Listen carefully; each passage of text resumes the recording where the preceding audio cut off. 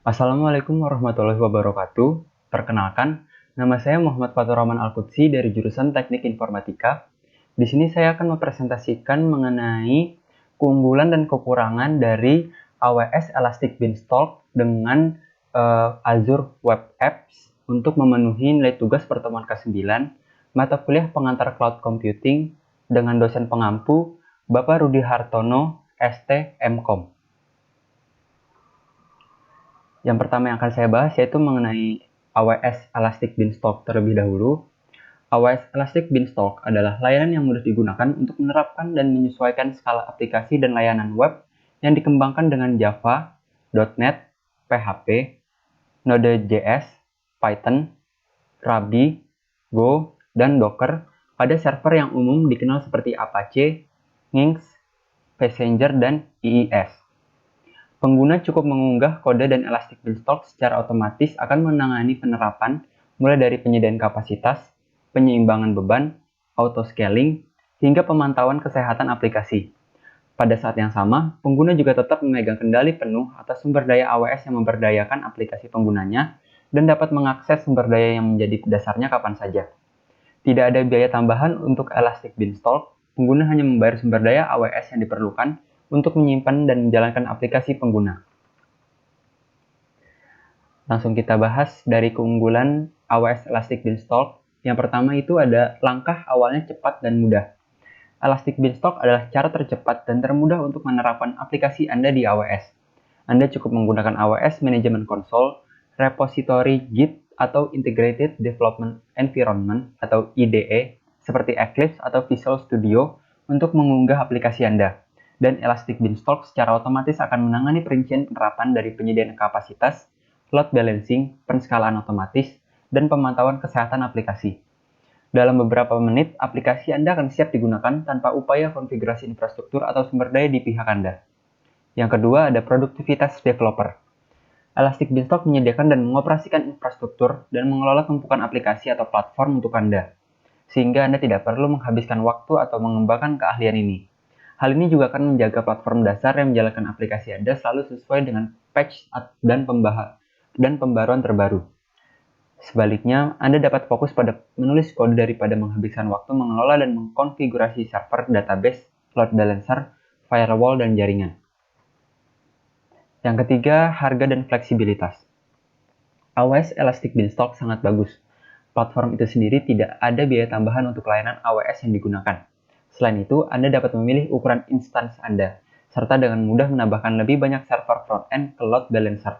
Anda dapat dengan mudah mencocokkan kebutuhan server dengan beban layanan Anda. Elastic Beanstalk bahkan memiliki fungsi penskalaan otomatis yang menjadi cara yang bagus untuk menghemat uang untuk aplikasi yang lebih besar dengan hanya menghadirkan server tambahan saat diperlukan. Kekurangan dari AWS Elastic Beanstalk. Yang pertama, ada penerapan tidak dapat diandalkan. Seringkali terjadi kegagalan dalam penerapan.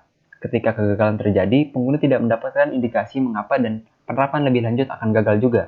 Jika pengguna mencoba lagi, itu akan gagal. Pengguna juga tidak bisa memastikan bahwa mesin tersebut dalam keadaan baik atau tidak, walaupun penggunanya sudah mencoba untuk menemukan solusi dari masalahnya tersebut. Semua masalah itu merupakan indikasi kurangnya transparansi Elastic Beanstalk. Pengguna harus mencari tahu masalah tersebut sendiri dan melalui posting blog dan pencarian internet. Yang kedua, masalah dalam kecepatan. Penerapan bisa memakan waktu setidaknya 5 menit dan terkadang diperpanjang hingga 15 menit hanya untuk 2 server front-end. Dengan lebih banyak server, penerapan akan bisa memakan waktu lebih lama. Yang ketiga ada peningkatan stack. Elastic Beanstalk selalu hadir dengan versi stack terbaru, tetapi pengguna tidak dapat memiliki informasi apapun tentang apa yang telah berubah. Tidak ada catatan rilis, tidak ada postingan blog, bahkan tidak ada postingan forum. Terkadang sudah jelas suatu versi akan berubah, tetapi di lain waktu itu hanya merupakan peningkatan. Peningkatan tersebut terkadang berjalan lancar dan terkadang butuh waktu seminggu. Lalu yang akan saya bahas selanjutnya itu Azure Web Apps. Azure Web App Service adalah layanan berbasis HTTP dan merupakan platform berbasis komputasi awan untuk menghosting aplikasi web, REST API, dan backend seluler yang dibuat dan dioperasikan oleh Microsoft. Ini adalah platform sebagai layanan PaaS yang memungkinkan penerbitan aplikasi web yang berjalan pada banyak kerangka kerja dan dapat dikembangkan dalam bahasa favorit Anda, baik itu .NET, .NET Core, Java, Ruby, Node.js, PHP, atau Python. Aplikasi berjalan dan diskalakan dengan mudah di lingkungan berbasis Windows dan Linux. Layanan aplikasi tidak hanya menambahkan kekuatan Microsoft Azure ke aplikasi Anda, seperti keamanan, penyimbangan beban, penskalaan otomatis, dan manajemen otomatis. Anda juga dapat memanfaatkan kemampuan DevOps-nya seperti penerapan berkelanjutan dari Azure DevOps, GitHub, Docker Hub, dan sumber lain, manajemen paket, lingkungan penahapan, custom domain, dan sertifikat TLS atau SSL.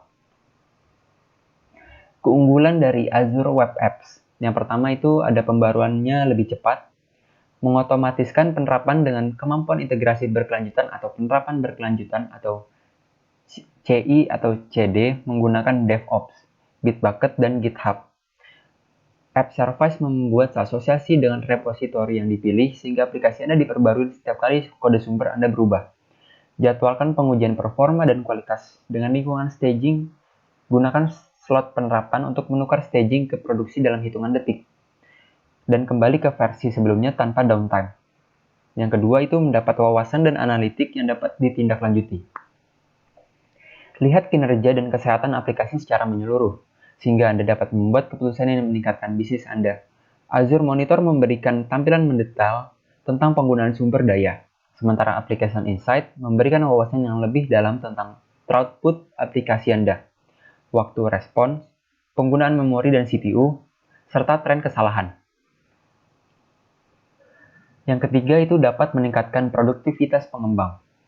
Mulai cepat dan selesaikan lebih cepat dengan integrasi kode sumber dari GitHub, debugging langsung, dan penerbitan sekali klik langsung dari Microsoft Visual Studio IDE. Hubungkan dengan mudah ke database pilihan Anda dan manfaatkan ekosistem paket OSS, API, konektor, dan layanan melalui Azure Marketplace yang mempercepat pengembangan. Tambahkan domain custom dan SSL dengan cepat, integrasi Single Sign-On atau SSO, dengan penyedia identitas populer dan pemantauan kesehatan aplikasi ke aplikasi Anda dengan portal Azure.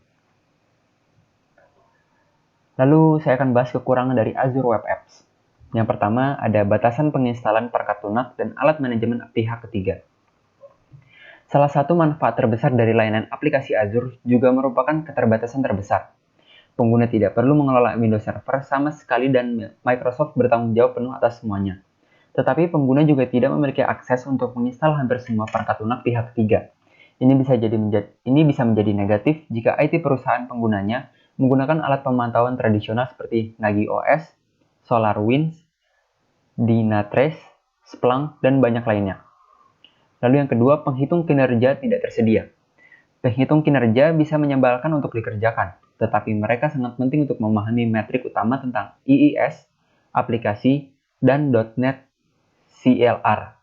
Tanpa penghitung kinerja tidak ada cara untuk memantau hal-hal seperti garbage collection, antrian IIS, dan banyak data lain yang dapat menjadi penting untuk memecahkan masalah kinerja yang aneh.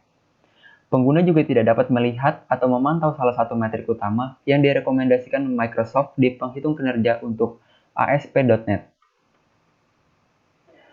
Mungkin itu saja yang dapat saya sampaikan. Kurang lebihnya mohon maaf. Wassalamualaikum warahmatullahi wabarakatuh.